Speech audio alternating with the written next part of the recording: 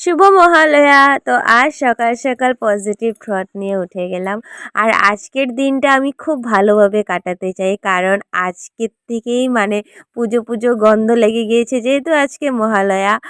আর দেখো আমি সকাল সকাল উঠে নিঃশ্বাস ভরে প্রকৃতির হাওয়াটা নিয়ে নিচ্ছি শরীরে।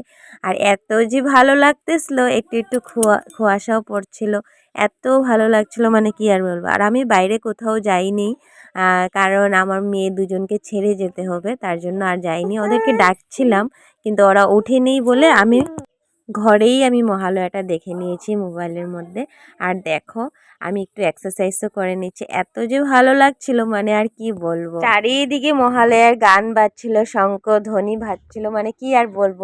পুজো পুজো লেগেই গিয়েছে, এত যে ভালো লাগছিল। আর পুজো আস্তে আস্তে পুজো চলে যায়, আর পুজোর দিনটা আসলে অনেকটাই ভালো লাগে। আর যখন দশমীটা হয় একদমই ভালো লাগে না, একদমই মানে কিরকম ফিলটা হয় না, মানে কি আর বলবো। আর আমি যেভাবে ফিলটা করি তোমরাও কি এরকম ফিলটা করো, একটু কমেন্ট করে বলবে। আর দেখো সকাল সকাল ফুলের গন্ধটা খুবই ভালো লাগে।